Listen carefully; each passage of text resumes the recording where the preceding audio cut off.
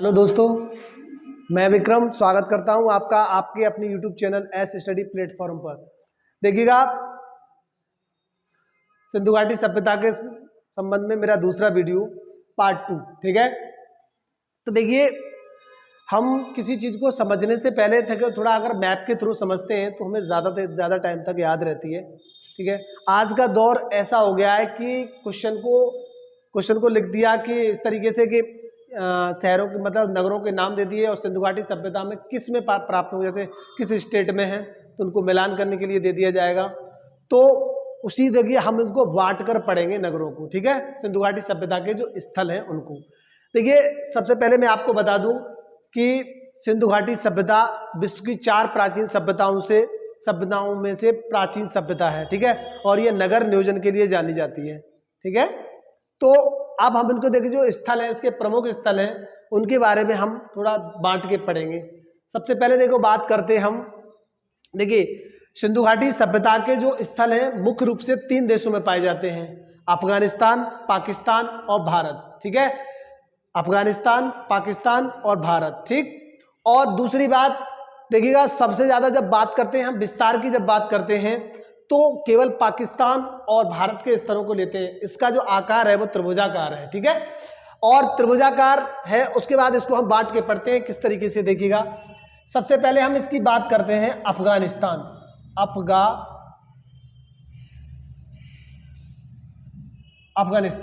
अफगानिस्तान में हमें केवल 2 स्थलों को याद रखना है। नंबर 1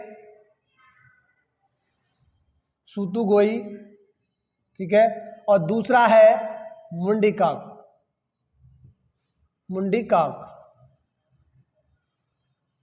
सूतुगोई और मुंडीकाक 2 स्थल हैं जो अफगानिस्तान में प्राप्त हुए हैं, ठीक है।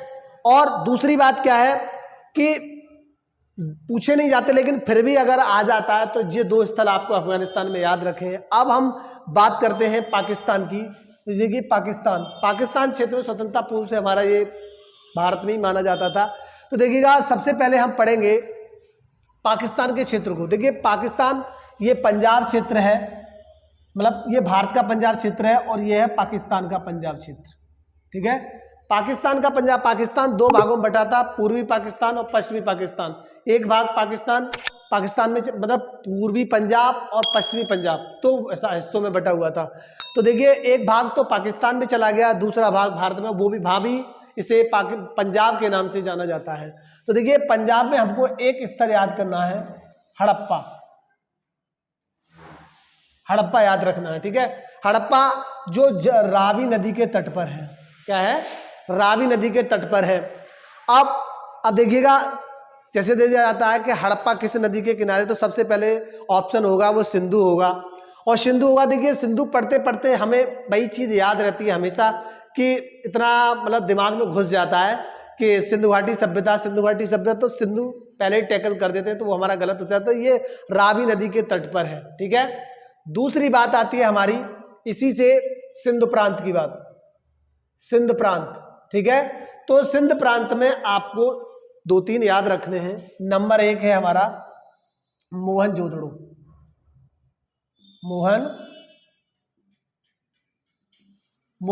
ठीक है। मोहनजोदड़ो जे है सिंधु नदी और ये भारत में होते हुए पाकिस्तान में सीधा अरब सागर में चली जाती है। तो ये नदी के क्या कहते हैं, दाएं तट पर है मोहनजोदड़ो, ठीक है। ये है सिंधु नदी के किनारे। दूसरा है इसी के थोड़ा आगे बढ़ के कोट दीजी,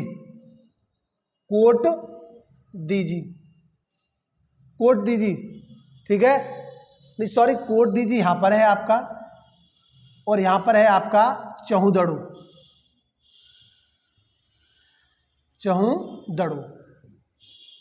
ठीक है। ये है हमारा चहुदड़ो, यानी कि तो 3 स्थल आपको सिंध प्रांत में याद रखने हैं। यहीं पर आगे अगला है बलूचिस्तान। देखिए बलूचिस्तान में आप एक याद रखेंगे, सुत्का गैडोर।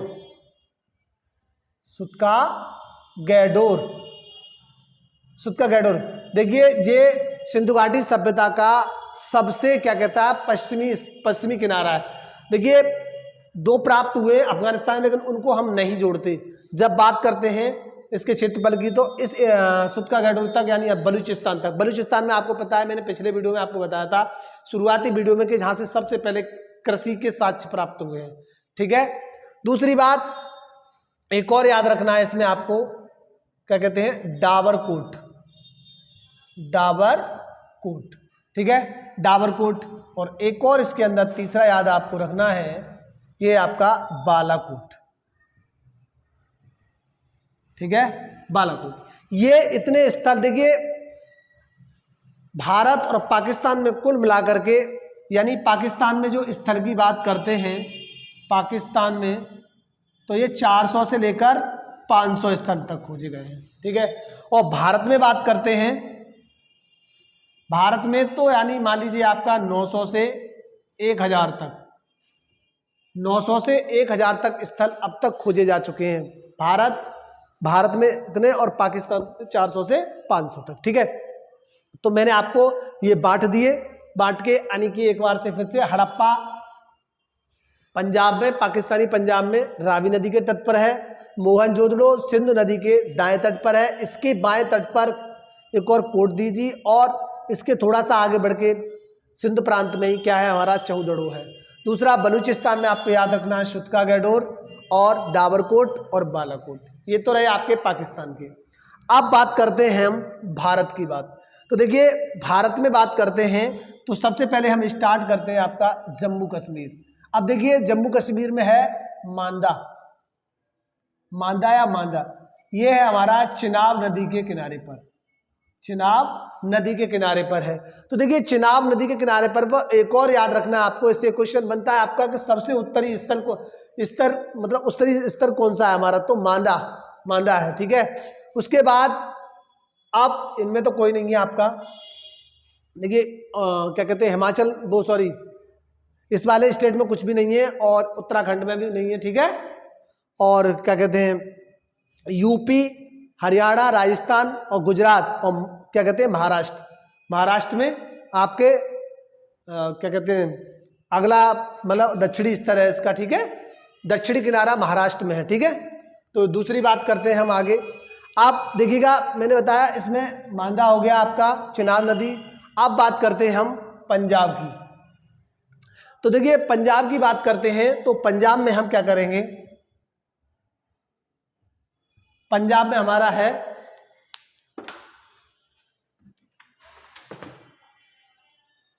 देखिए पंजाब में हमें याद रखना है, पंजाब में नंबर 1 आपको याद रखना है रूपनगर, सॉरी रोपड़, ये रूपनगर में है,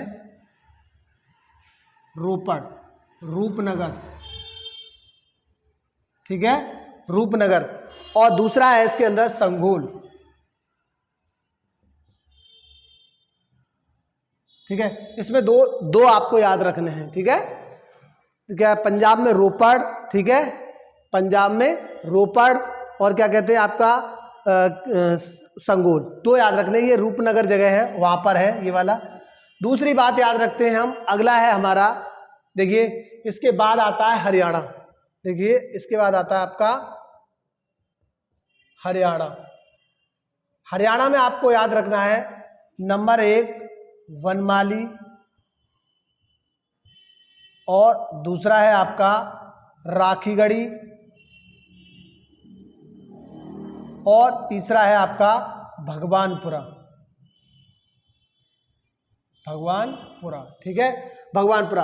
आप देखिए यहां से जो बनवाली है, तो आप यहां से आपको बैलगाड़ी का खिलौना मिला है, बैलगाड़ी का मिट्टी का खिलौना, बैलगाड़ी वाला मिट्टी का खिलौना मिला है। और इससे यहां से एक क्वेश्चन बनता है कि स्वतंत्र भारत में सबसे बड़ा शहर कौन सा है। देखिए मोहनजोदड़ो और हड़प्पा, ये सिंधु घाटी सभ्यता की जुड़वा राजधानी रही हैं। ठीक है, मानी जाती हैं, ऐसा माना जाता है। तो देखिए हरियाणा में कौन कौन सा हो गया, वनमाली हो गया, राखीगढ़ी हो गया, भगवानपुरा हो गया। ठीक है। अब उसके बाद हम बात करते हैं, आपका हरियाणा का हो गया। अब करेंगे हम राजस्थान की बात। तो देखिए राजस्थान में हम याद रखें, देखिए यहाँ पर राखीगढ़ी जो है सबसे बड़ा स्वतंत्र भारत का शहर, मतलब सिंधु घाटी सभ्यता का जो शहर है स्वतंत्र भारत में, वो क्या है, राखीगढ़ी सबसे बड़ा। और यहाँ से बैलगाड़ी का बना हुआ खिलौना मिला है मिट्टी का।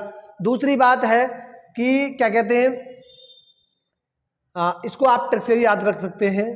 क्या कहते हैं, बनमाली, राखी गढ़ी, राखी बनवाली, भगवानपुरा, भगवान के नाम पर राखी बनवाली। ठीक है, तो ये हरियाणा में आ जाएगा आपका। ठीक है, अब दूसरी बात करते हैं, हम राजस्थान में पहुंचते हैं। तो राजस्थान में हमको दो याद रखने हैं। राजस्थान में हमको याद रखना है कालीबंगा। कालीबंगा में हमको क्या है, देखिए कालीबंगा में हमें काले रंग की चूड़ियां प्राप्त हुई हैं। काले मतलब काले रंग की, या काली रंग की चूड़ियां, या काले रंग की चूड़ियां, काले रंग की चूड़ियां कालीबंगा। और दूसरा है यहाँ पे बालाथल। ठीक है, बालाथल। ठीक है, तो यहां से काले रंग की चूड़ियां प्राप्त हुई हैं हमको। और यहां पर एक और चीज है, जुते हुए खेत के साक्ष्य प्राप्त हुए। जुते हुए खेत के साक्ष्य, जुते हुए खेत के साक्ष्य मिले। और यहां पर आपको अग्निकुंड के भी साक्ष्य मिले यहाँ पर। ठीक है, प्रथम बार अग्निकुंड के साक्ष्य मिले हैं। अब इसके बाद देखिए राजस्थान हो गया आपका, हरियाणा हो गया। उसके बाद आप एक और याद रखते हैं महाराष्ट्र में सिर्फ आपको एक याद रखना है, दायमाबाद या दैमाबाद। देखिए दैमाबाद ये है गोदावरी नदी के किनारे, गोदावरी नदी के तट पर है। और क्या कहते हैं, गोदावरी नदी के तट पर है और अहमदनगर जिले में है। ठीक है, और देखिए इसमें बस एक ही याद रखना है। दूसरी बात अब आती है आपकी यूपी उत्तर प्रदेश में आपको याद रखना है। नंबर 1 आता है आपका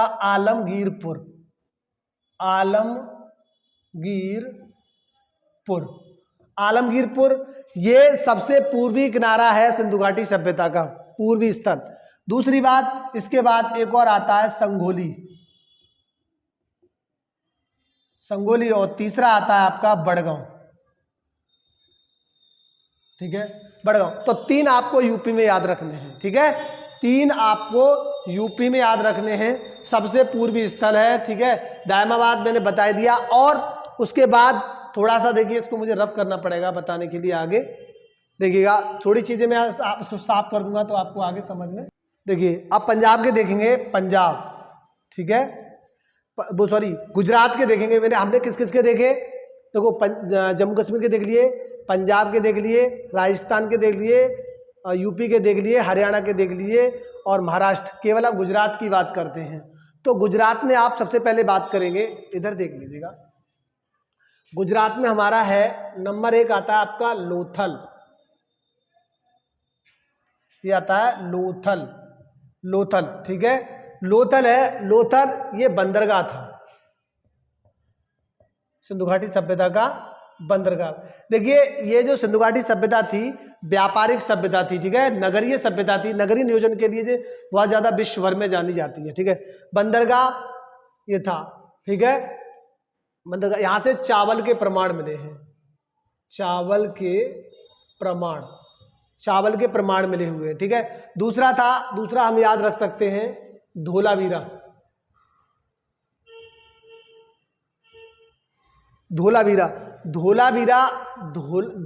देखिए अगला हम धोलावीरा याद रख सकते हैं। देखिए यहां से कई क्वेश्चन बन जाते हैं आपके, हमारे धोलावीरा से कई क्वेश्चन बनते हैं। धोलावीरा देखिए सुव्यवस्थित नगर था,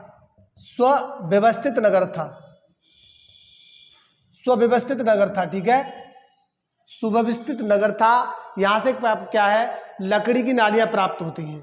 और देखिए सिंधु घाटी सभ्यता में 2 स्थितियों में विभाजित था पूरे नगर नियोजन। वहां का देखिए एक पूर्वी स्थल, आप कह सकते हैं पूर्वी 2 स्थितियों में विभाजन था इसका। देखिए 2 स्तर में, एक तो उच्च नगर थे, उच्च दुर्ग थे, और निम्न दुर्ग थे। ठीक है, तो 2 स्थितियों में जो एक स्थिति इसकी है, मतलब जो दुर्ग टाइप की स्थिति थी, दुर्ग टाइप के जो मकान बने हुए थे उनमें क्या था कि अमीर लोग रहते थे, और जो निम्न वर्ग के मतलब निचले स्तर के जो मकान बने हुए थे उनमें क्या कहते थे, गरीब लोग, व्यापारी, मतलब गरीब लोग जैसे किसान हैं, मजदूर वर्ग आदि वहाँ निवास करते थे। तो इस तरीके से ये है। लेकिन धोलावीरा है, धोलावीरा में क्या है आपका, वहाँ पे 3 स्थितियां हैं, 3 स्थितियों में विभाजन है उस नगर में, ठीक है। तो धोलावीरा में देखो आपकी बात, यहाँ से 3 एक सुव्यवस्थित नगर था। यहाँ से देखिए लकड़ी की नालियां प्राप्त हुई हैं, यहाँ से लकड़ी की नालियां प्राप्त हुई हैं, ठीक है, ढकी हुई लकड़ी की नालियां, ठीक है। तो उसके बाद आता है आपका लोथल हो गया, और लोथल के बाद में आप कर सकते हैं, देखिए बता सकते हो सुतकोटदा, एक आता है आपका सुतकोटदा। देखिए सुतकोटदा से क्या है, घोड़े के अवशेष प्राप्त हुए हमको। देखिए सुतकोटदा यानी कि ये समुद्री, इस तरह गुजरात समुद्री किनारा, इधर से आया मतलब व्यापारी आते होंगे तो 1-2 घोड़े यहाँ पर रहेगा, लेकिन पूरी सिंधु घाटी सभ्यता में इसके अलावा घोड़े के अवशेष कहीं भी प्राप्त नहीं होते हैं। मतलब घोड़े की हड्डियां जो मिलती हैं केवल सुतकोटदा में प्राप्त होती है हमको, सुतकोटदा में केवल हड्डियां वो प्राप्त होती है हमको, सुतकोटदा में मिलते हैं। उसके बाद आता है हमारा रंगपुर, ठीक है, रंगपुर आता है। रंगपुर में क्या मिले, चावल के प्रमाण, ठीक है। दूसरा आता है हमारा, देखिए भगत राव, अगला आता है भगत राव। देखिए मैं आपको इसमें थोड़ा सा कम आपको मिल पा रहा हो तो, लेकिन मैं आगे एक और वीडियो लेकर आऊंगा, उसमें सारे के सारे टेबल वाइज पूरा आपको दूंगा, ठीक है। दूसरा भगत राव आता है आपका, और अगला एक और होता है रोजदी, ठीक है। तो ये गुजरात के हो गए, ठीक है। और एक क्वेश्चन और पूछा जाता है कि स्वतंत्रता के बाद सबसे ज्यादा मतलब जो स्तर खोजे गए हैं सिंधु घाटी सभ्यता के, वो सबसे ज्यादा किस में खोजे गए हैं, गुजरात में खोजे गए हैं। तो देखिए अब इसके बाद बात करते हैं इसकी हम नगर पद्धति की, नगर नियोजन की बात। तो देखिए आप जानते हैं कि सिंधु घाटी सभ्यता पूरे विश्व भर में अपने नगर नियोजन के लिए जानी जाती है। तो सबसे पहले बात करते हैं हम ईंट की। तो देखिए इसमें 2 प्रकार की, और ये ग्रिड पद्धति पर आधारित है, ठीक है। नगर नियोजन के लिए ग्रिड पद्धति क्या है कि इसमें सभी सड़कें क्या कहती हैं आपकी, ये कंडीशन, सबकी सड़कें समकोण पर काटती हैं, और इसके अंदर घर बनाए जाते थे, मतलब ग्रिड पद्धति पर काटी जाती थी, सड़कें काटती थी और इसके अंदर घर बनाए जाते थे। दूसरी बात करते हैं, देखिए ग्रिड पद्धति यही होती है, और शहर 2 भागों में विभाजित थे, दुर्ग और थोड़ा निचले स्तर के, ठीक है। दूसरी बात करते हैं, धोलावीरा जो था वो 3 खंडों में विभाजित था, ठीक है। धोलावीरा जो नगर है, मतलब पूछा जाता है सिंधु घाटी सभ्यता का ऐसा कौन सा नगर था जिसमें 3 खंडीय प्रणाली प्राप्त होती है, मतलब 3 खंडों का निवास स्थल प्राप्त होते हैं, ठीक है। तो ये हमारा धोलावीरा है, ठीक है। दूसरी बात करते हैं, और इसमें एक स्थिति और थी कि जो क्या कहते हैं नगर नियोजन प्रणाली, इसमें क्या कहते हैं, जो मकान जो बनते थे उनके जो मुख्य दरवाजे थे वो अंदर की ओर खुलते थे, मतलब मुख्य सड़कों की ओर नहीं खुलने के बजाय अंदर की ओर। और इसमें सड़कें 2 प्रकार की होती थी, जो बड़ी चौड़ी सड़कें हुआ करती थी वो सड़कें क्या होती, 10 मीटर लेकर 10 मीटर तक चौड़ी होती थी, और छोटी जो सड़कें हुआ करती थी, जो मुख्य सड़कें नहीं हुआ करती थी, वो क्या करती थी कि 3 मीटर तक की हो सकती थी, ठीक है।